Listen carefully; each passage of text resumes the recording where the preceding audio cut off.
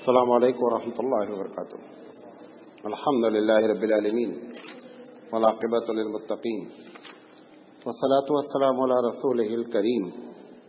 اعوذ باللہ من الشیطان الرجیم. بسم اللہ الرحمن الرحیم. لقد كان لكم في رسول اللہ اسوۃ حسنہ. صدق اللہ العظیم. محترم حضرات، میں سیرت رسول اکرم صلی اللہ علیہ وسلم پر سلسلے وار گفتگو کر رہا ہوں، اور آج اس کا 190 سیریل ہے. دور کیوں بیٹھے ہیں؟ چندہ مانگ رہے ہیں. ادھر آؤ کامل بھائی، ادھر آؤ، ادھر باتیں کرتے ادھر آؤ.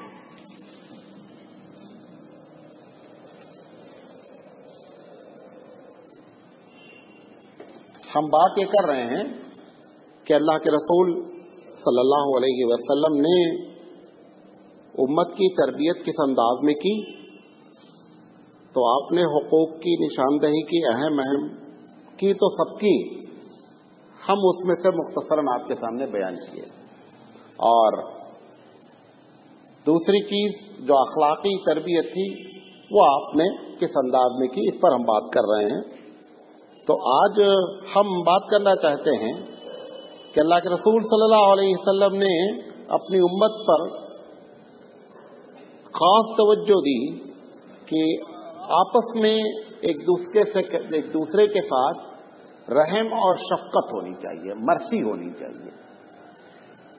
حقیقت کیا ہے کہ ہم جب بہت غور سے سنیے گا، ہم جب کوئی کام بغیر عوض کے کرتے ہیں، بغیر بدلے کے جب کرتے ہیں، تو وہ مرسی کا مادہ ہی ہوتا ہے، وہ شفقت کا مادہ ہی ہوتا ہے جو وہ کام کرواتا ہے.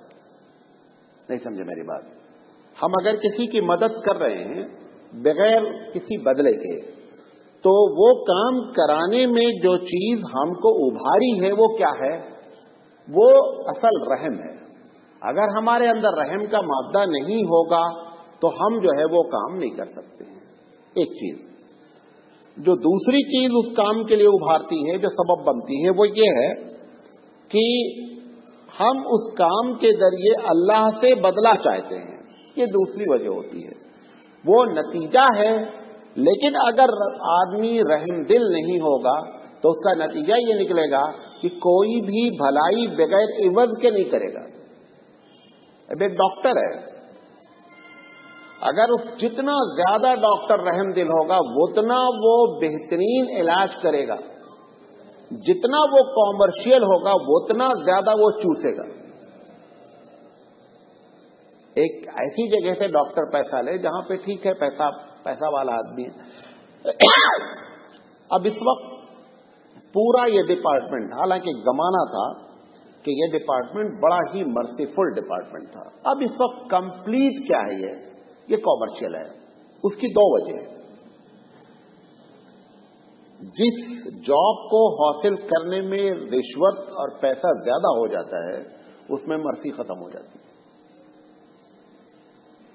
کیونکہ اس کو ہر وقت یہ ٹارگٹ رہتا ہے کہ مجھے وہ نے جو 30 لاکھ روپے ڈونیشن دے کر ایڈمیشن لیا ہے وہ 30 کروڑ جب تک نکال نہیں لے گا تب تک اس کو 30 لاکھ سمجھ میں آتی نہیں بات. یہ بنیادی وجہ ہوتی ہے. یہ جتنی رشوت دے کر کے جاب حاصل کی جاتی ہے ان سب میں لازم ہے کہ وہ بندہ کیا ہو، رحم دل نہیں وہ رحم دلی کر نہیں سکتا ہے، کیونکہ اس کا ٹارگٹ کیا ہے، اپنی دی ہوئی رقم کو واپس لینا مختلف انداز میں. بہرحال نبی کریم صلی اللہ علیہ وسلم نے ہماری یہ تربیت فرمائی کہ ہم جو ہے آپس میں ایک دوسرے کے ساتھ رحم دلی سے معاملہ کریں. آپ نے فرمایا کہ ملم یرحم صغیرنا ولم یوقر کبیرنا فلیس منا، او کما قال. آپ نے فرمایا کہ جو لوگ اپنے چھوٹوں پر شفقت نہیں کرتے اور بڑوں کا احترام نہیں کرتے فلیس منا. یہ فلیسا منا بار بار آتا رہتا ہے. فلیسا منا کا مطلب یہ ہوتا ہے کہ یہ بندہ ہماری پارٹی کا نہیں ہے. ہماری مطلب حضور صلی اللہ علیہ وسلم کا جو مزاج ہے، آپ نے جو امت جس انداز میں لوگوں چاہی ہے دنیا کے سامنے، جب آپ فلیسا منا کہتے ہیں تو مطلب یہ ہوتا ہے کہ اس کا ایک الگ ڈیولپمنٹ ہو رہا ہے مزاج کا، جو ہمارے مزاج سے نہیں ٹکرا رہا ہے، تو وہ حضور کی پارٹی کا آدمی نہیں ہوتا ہے۔ ایک جگہ مطلقاً یہ بات آپ نے فرمائی، کبھی کبھی نکاح کی محفل میں پڑھا بھی جاتا ہے کہ نکاح من سنتی فمن رغب عن سنتی فلیس منی، وہاں پر بھی یہ بات کہی گئی ہے، حالانکہ وہ نکاح سے دوسرا جو جملہ جوڑا جاتا ہے وہ دونوں حدیث الگ الگ ہے، وہ ایک ملا کر کے لوگ پڑھ دیتے ہیں، ایسا کرنا نہیں چاہیے، لیکن یہ بات ہے کہ فمن رغب عن سنتی، نکاح من سنتی چھوڑ دیں، فمن رغب عن سنتی فلیس منی، جو میری سنت سے دور ہٹے وہ میری پارٹی کا آدمی نہیں ہے۔ حضور کی پارٹی میں شامل ہونے کا سب سے بڑا فائدہ کیا ہے؟ قرآن مجید کہتا ہے کہ ہر آدمی قیامت میں اپنے جس کو فالو کرتا ہے اس کے جھنڈے کے نیچے ہوگا، جہاں وہ جائے گا وہاں آپ بھی جائیں گے۔ ایک صحابی نے آ کر کے اللہ کے رسول کہا کہ میں آپ سے بڑی محبت کرتا ہوں، تو حضور نے فرمایا کہ آپ جس سے محبت کرتے ہیں آپ اسی کے ساتھ ہیں، اگر آپ مجھ سے محبت کرتے ہیں تو میرے ساتھ ہیں، لیکن محبت ہمیشہ جج کی جاتی ہے عمل کے ذریعے۔ دعویٰ تو بہت ہے، ہمارا بھی دعویٰ بہت ہے، اس دعوے کا ثبوت دیا جاتا ہے کہ آپ اللہ کے رسول کی سنت پر کتنے عمل کرتے ہیں۔ جتنی زیادہ سنت پر عمل ہے اتنا محبت کا پرسنٹیج ہوتا ہے۔ کہنا، نعرے بازی لگا دینا، جھنڈا لگا لینا گھر پہ، وہ سب بہت آسان کام ہے۔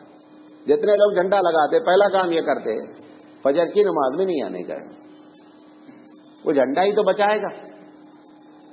آپ نوٹ کر لیں، جتنے لوگوں کے گھر پہ جھنڈے لگے ہیں آپ ان کے محلے کی مسجد میں نماز پڑھ لیجئے، ایک آدمی بھی فجر میں نہیں ہوگا۔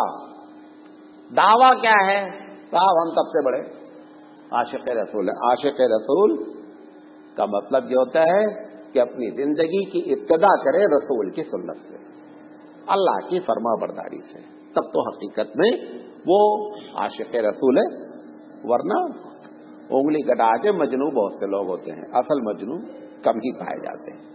اللہ کے رسول نے یہ جو بات فرمائی کہ رحم حقیقت کیا ہے، یہ جو بات میں کہہ رہا ہوں میں اپنی بات سمجھا پاؤں، یہ جتنی صفتیں اللہ کی ہوتی ہیں نا، جو صفتیں اللہ کی ہوتی ہیں، وہ جس صفت کو بھی آپ اپنے اندر اپنانے کی کوشش کریں گے آپ کا کیریکٹر ڈیولپ ہوتا چلا جائے گا۔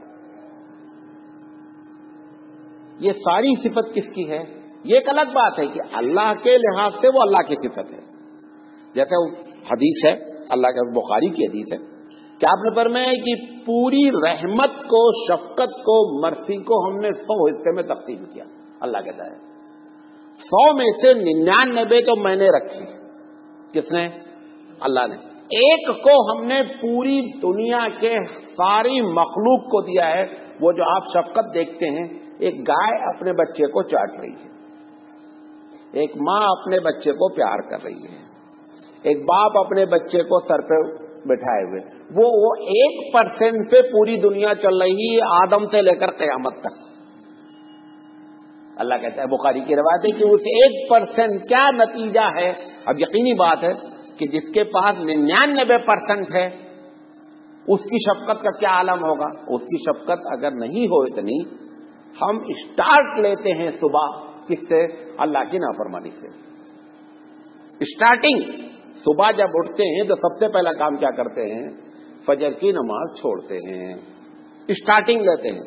اگر وہ 99% اللہ شفقت اپنے پاس نہیں رکھے ہو تو معاملہ ہی ختم ہو جائے۔ یقینی بات ہے کہ دیکھیں، آپ نے مجھے گالی دی، دو جھاپڑ مارا، ہم طاقت نہیں رکھتے آپ کو گالی دینے کی یا مارنے کی، ہم نے صبر کیا، یہ تو ایک مجبوری کا صبر ہے۔ ایک قادر مطلق رب ذوالجلال جو پوری دنیا کو ریموٹ سے چلا رہا ہے، وہ تمام لوگوں کی نافرمانی پر اگر 99% اس کے پاس شفقت نہیں ہو تو دنیا چل ہی نہیں سکتی۔ یہ اس کی شفقت کو لوگ مس یوز کرتے ہیں.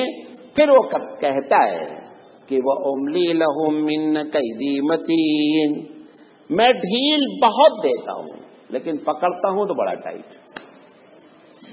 وہ ہم اس ڈھیل کو ناجائز سمجھتے ہیں. تو یہ اللہ کی شفقت ہے جو 99% اپنے پاس رکھے ہے. تو میں بتانا جی کہہ رہا تھا، اصل یہ تو بیچ کی بات آ گئی کہ جتنی اللہ کی صفتیں ہیں، حتیٰ کہ اللہ کی صفت جو ایسی صفت ہے جیسے غصہ ہونا، مطلب اللہ ناراض، غضب، انسان کے اندر بھی وہ صفت اگر غضب کی ہے اور صحیح جگہ استعمال ہو رہا ہے تو وہ غضب اچھا غضب ہے. ایسا نہیں ہے کہ غصہ 100%. کئی مرتبہ آپ کو بتا چکا ہوں کہ ایسے حالات ہو جاتے ہیں کہ اگر آپ غصہ نہیں ہوں گے تو معاملہ ہی نہیں بنے گا. بھائی کوئی آدمی کسی کو مار رہا ہے، آپ وہاں جا کر کے نرمی سے بات کریں، ہنس کے بات کریں کہ دیکھو بھائی مارنا نہیں چاہیے، آپ مارتے بہت بری بات، وہ نہیں رکے گا. وہاں پر آپ کو اپنے غم اور غصے کا اظہار کرنا ہے. تو غصہ اچھی صفتیں جو ہم کہتے ہیں، حالانکہ اللہ کی جتنی صفتیں سب اچھی ہی ہیں. وہ غصہ ہونا بھی کیا ہے، اس کا غضب ہونا بھی کیا ہے. وہ غضب ہونا اس 99% مرضی کے بعد ہوتا ہے. تو آپ اندازہ کریں کہ کتنا برداشت کر کر وہ غصہ ہوتا ہوگا کہ 99% رحم اب اس کے اوپر غالب نہیں آتا. اسی لیے بعض لوگ ہمارے علماء کہتے ہیں گھر کے جمہور کا مسلک نہیں ہے، لیکن ہیں بہت بڑے بڑے لوگ، کہ ایک وقت ایسا ضرور آئے گا قیامت میں کہ جہنم کو اللہ بجھائے گا.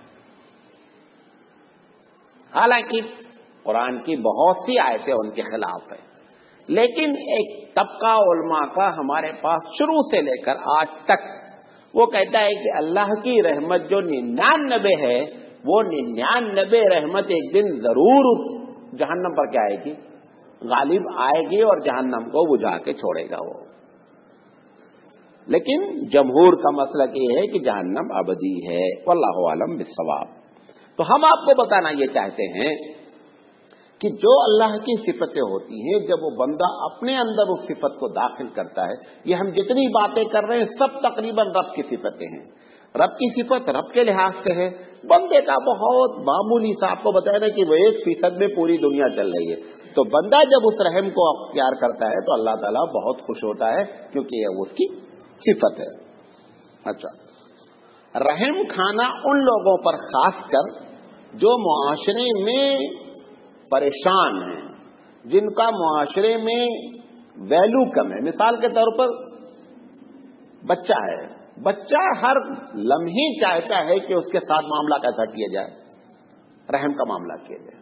اگر آپ رحم کا معاملہ نہیں کریں گے بچے کی پرورش نہیں ہو سکتی.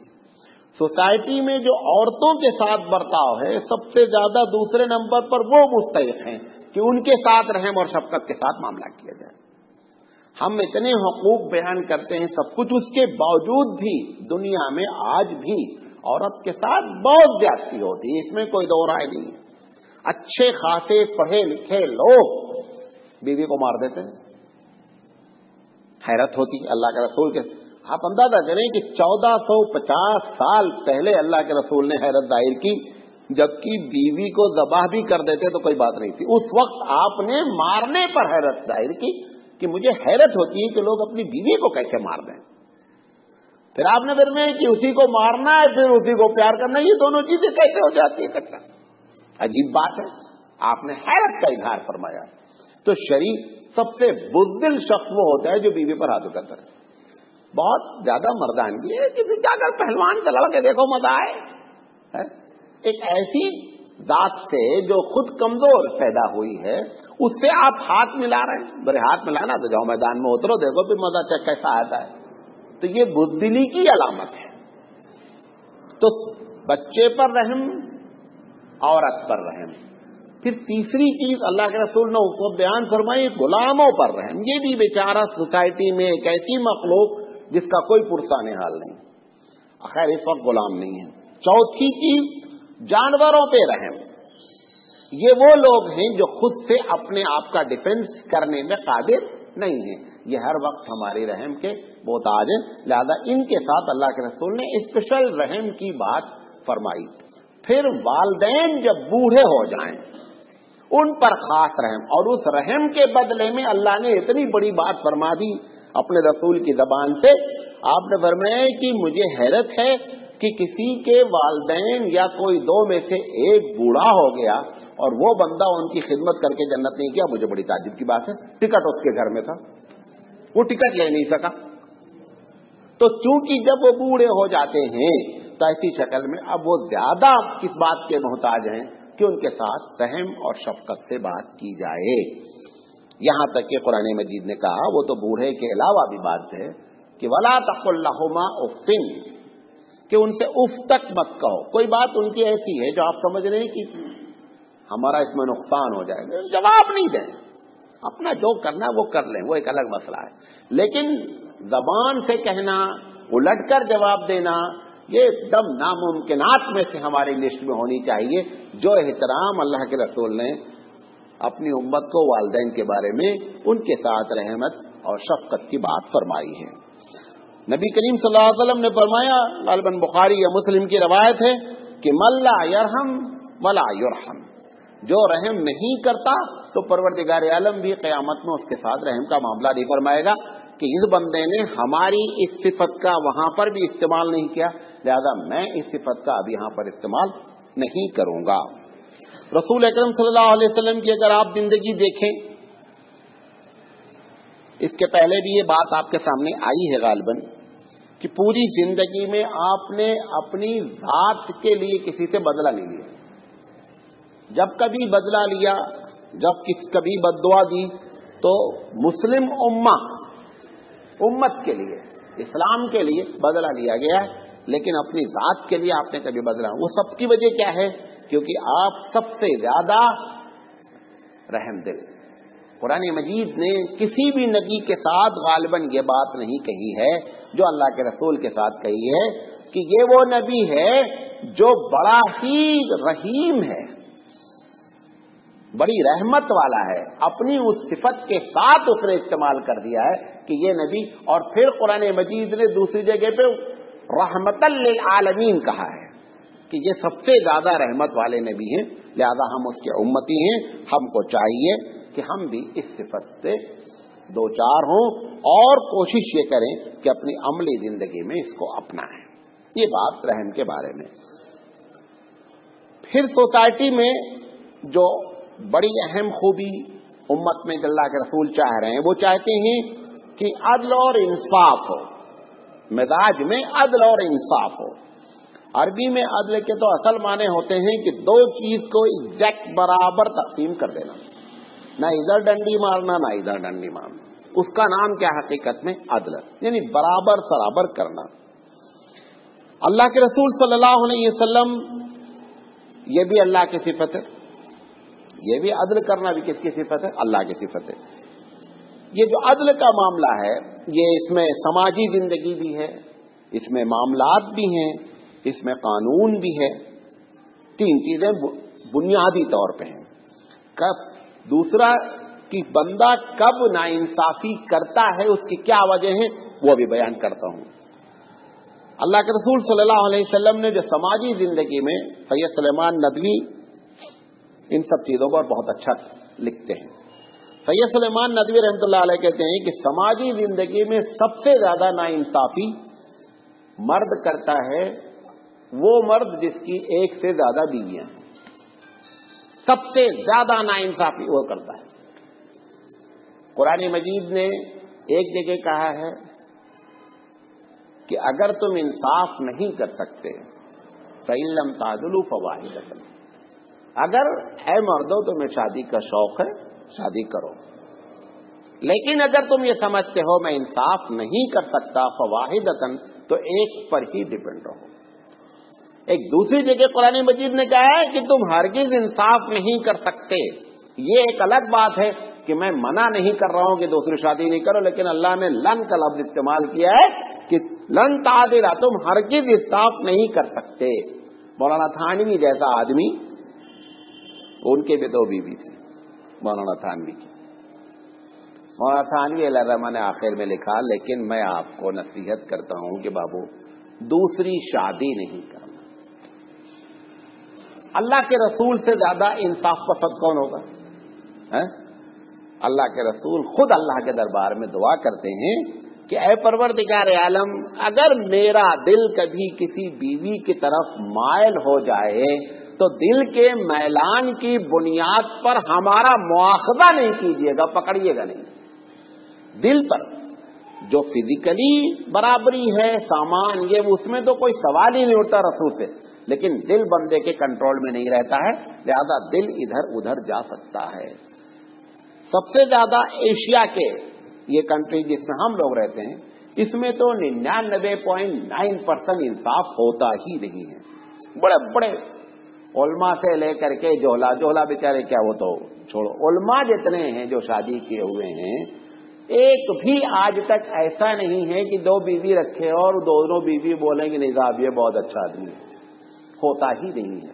تو سید سلیمان ندوی رحمۃ اللہ علیہ کہتے ہیں کہ اور اسی لیے اللہ تعالیٰ نے اس پوری سماجی زندگی میں صرف اس مسئلے کا ذکر کیا قرآن میں کہ آدمی دوسری شادی کرنے والا انصاف نہیں کر سکتا، لہذا اگر تمہیں یہ ہو کہ انصاف نہیں کر پاؤں گا تو ایک ڈیپینڈ ہو۔ قیامت میں کچھ گناہ ایسے ہیں کہ لوگ دور سے دیکھ کر پہچانے جائیں گے کہ یہ فلاں ٹائپ کے بندے آ رہے ہیں، سب نہیں، کچھ گناہ ایسے ہیں، اس میں سے ایک یہ ہے جو دو شادی کیے ہیں اور انصاف نہیں کیے ہیں، تو قیامت میں جب وہ آ رہے ہوں گے نا تو ان کا ایک سائیڈ جھکا ہوگا، حدیث میں آتا ہے، ایسے چلتے رہیں گے۔ وہ ایسے چلنے والوں کو دور سے معلوم ہو جائے گا کہ یہ بندہ وہ ہے جو دو شادی والا ہے اور انصاف نہیں کیا ہے۔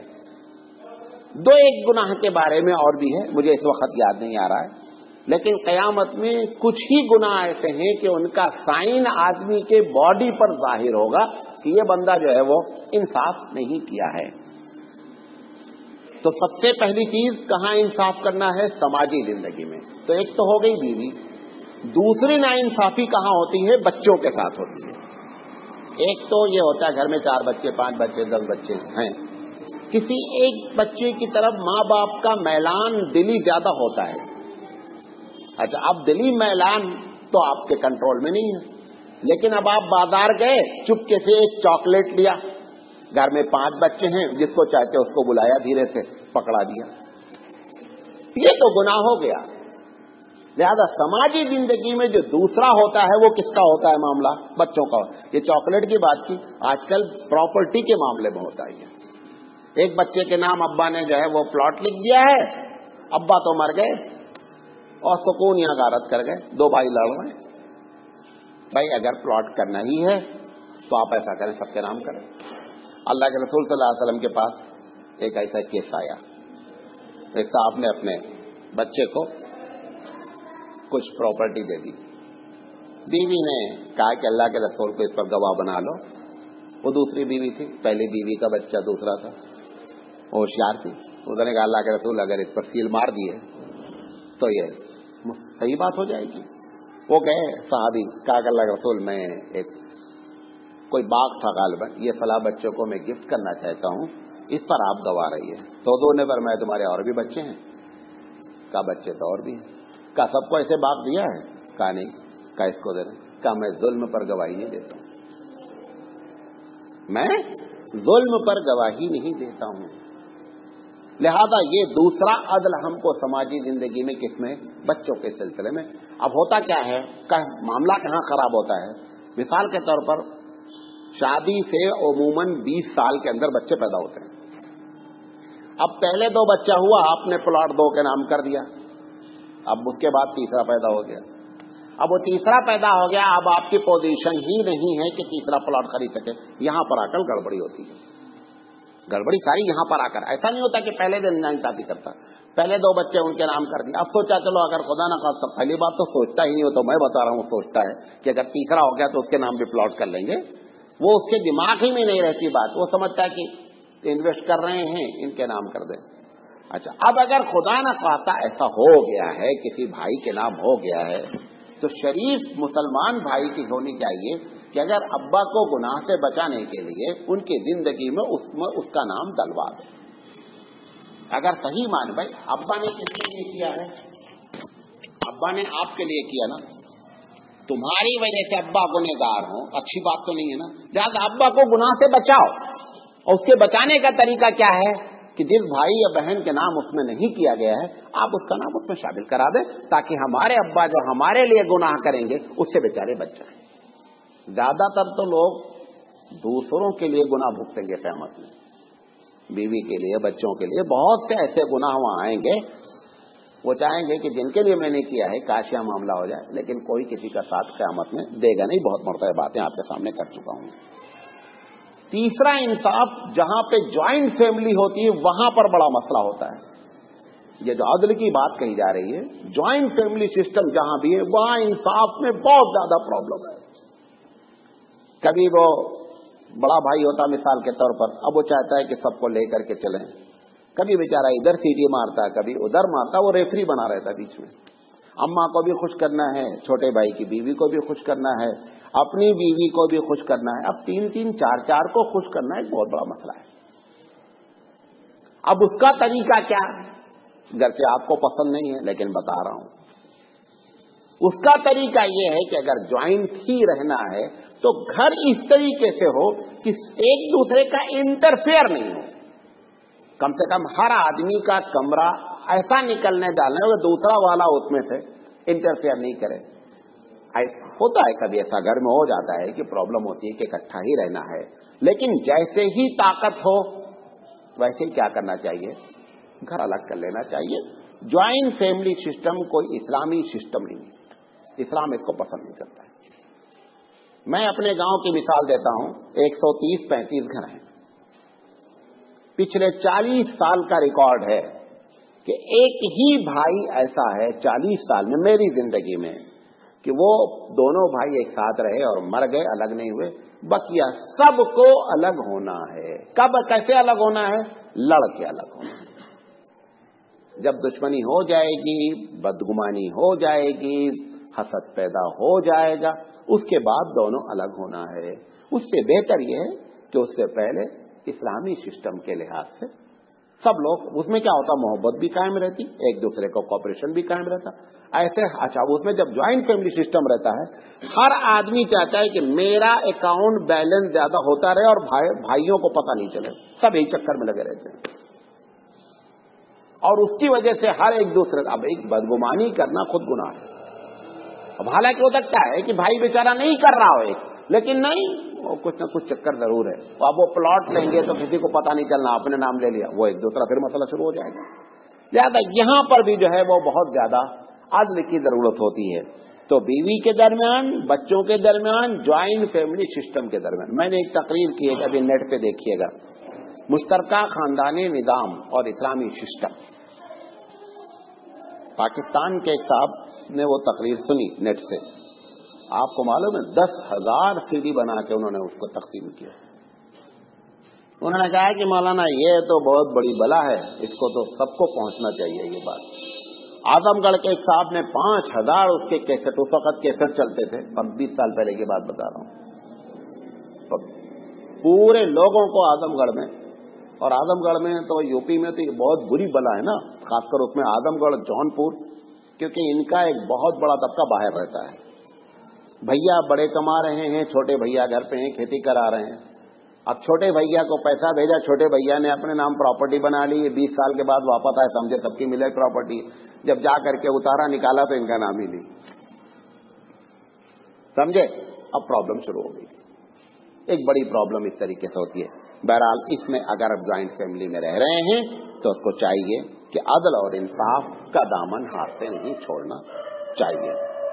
اچھا، جو معاملات ہیں سب سے زیادہ اس میں عدل اور انصاف کی ضرورت ہے. قرآن مجید نے کئی جگہ نبیوں کے امت کا ذکر کر کے بات کہی کہ بھائی جب سامان تولو تو پورا تولو، عدل اور انصاف کے ساتھ تولو.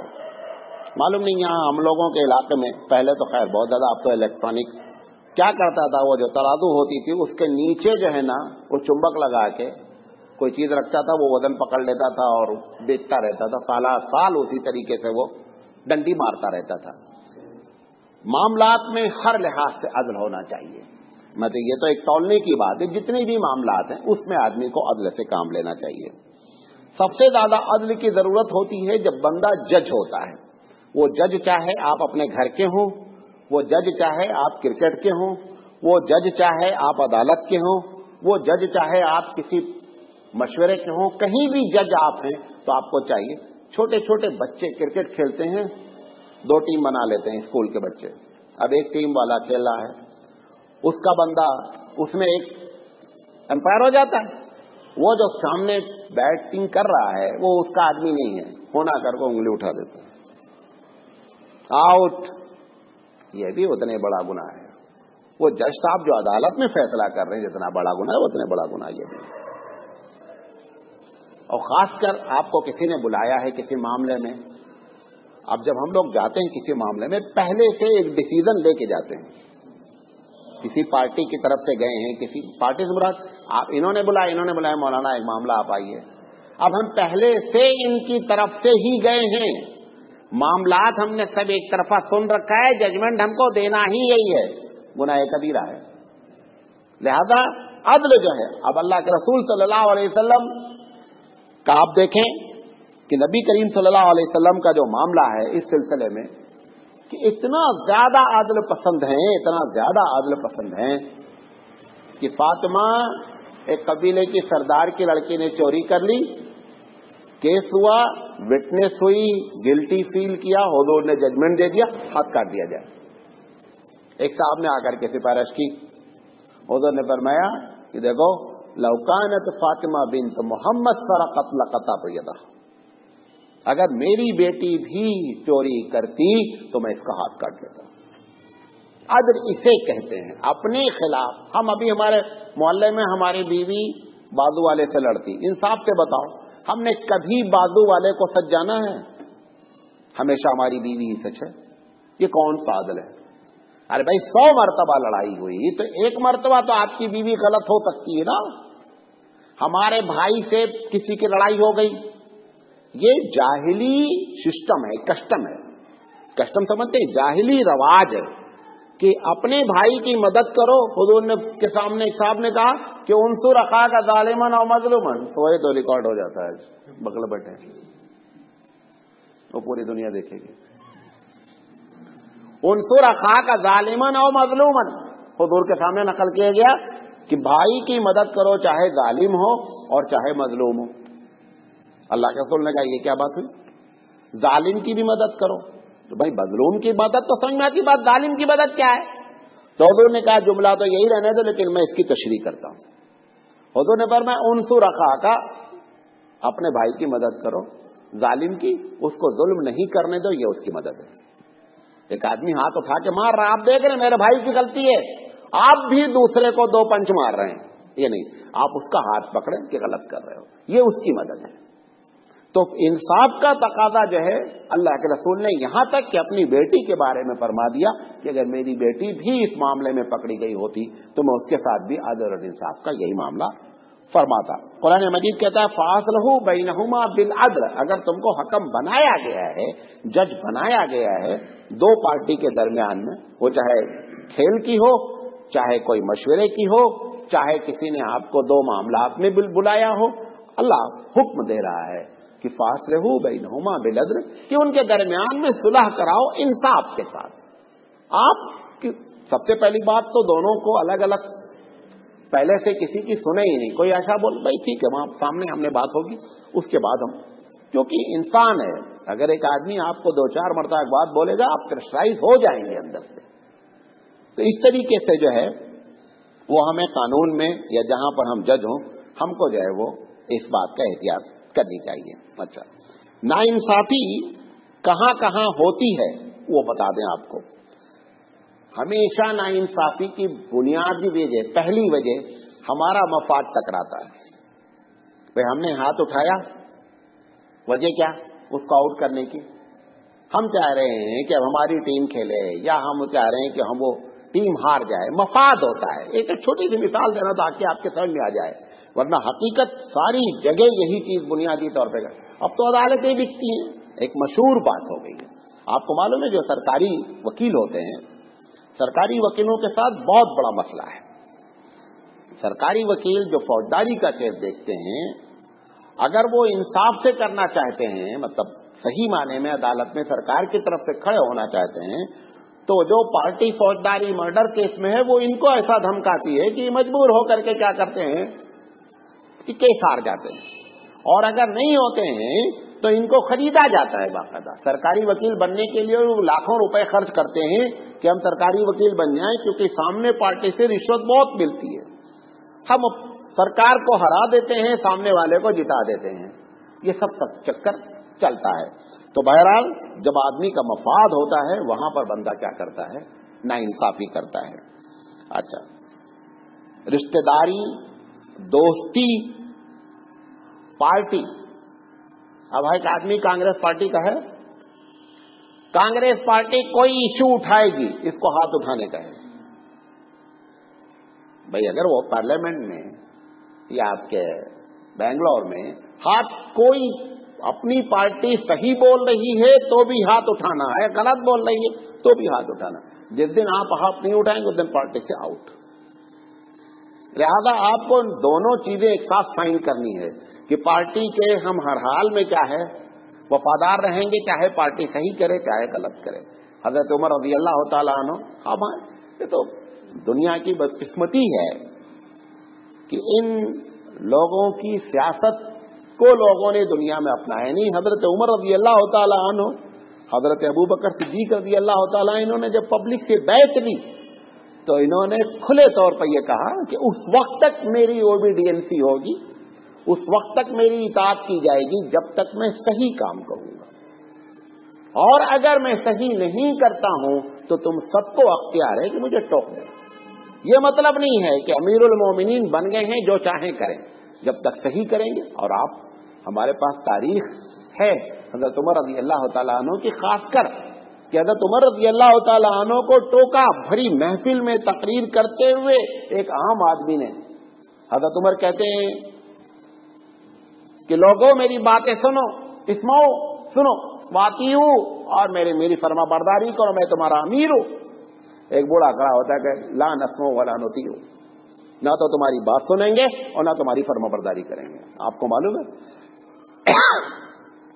اسلامی حکومت کی بغاوت کی سزا قتل ہے۔ اسلامی حکومت کی بغاوت کی سزا کیا ہے؟ قتل ہے۔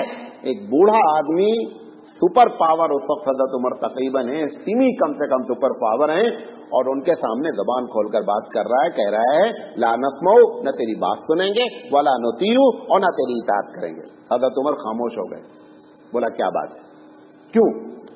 کہا یہ تو کرتا تم نے پہن رکھا ہے، یہ اس کپڑے کا ہے جس میں ہم لوگ بھی شریک تھے، اس جنگ میں سب کو برابر کپڑا ملا تھا، ہمارا کرتا اتنا کپڑے میں اتنا لمبا نہیں ہوا، تم لمبے اس کے باوجود تمہارا کرتا اتنا لمبا ہوا، اس کا مطلب تم نے ہمارے ساتھ چیٹنگ کی ہے، جبکہ تمام فوجیوں کو برابر برابر تقسیم ہونا چاہیے تھا، میرے کرتے کا کپڑا کم، تمہارے کرتے کا کپڑا زیادہ، یہ کہاں کی شرافت ہے؟ حضرت عمر رضی اللہ تعالیٰ عنہ نے کہا ٹھیک ہے۔ کہا میرا بیٹا عبداللہ بن عمر بھی شریک تھا، عبداللہ بن عمر کو بلایا، کہا تم صحیح کہہ رہے ہو، ہمارا بھی ٹکڑا ہمارے ابا کا بھی ٹکڑا، دونوں ملا کر کے ہمارے ابا کا ہم نے ٹکڑا بنایا، اس لیے ان کا کرتا لمبا ہے۔ اب بوڑھا وہاں سے کیا کہتا ہے، کہو نسمع و نطیع، تمہاری بات سنیں گے، اطاعت بھی کریں گے۔ ابھی آج پیپر میں آیا ہے، آج کے غالباً یا کل کے ڈکن ہیرالڈ میں آیا ہے، 1180 کروڑ روپے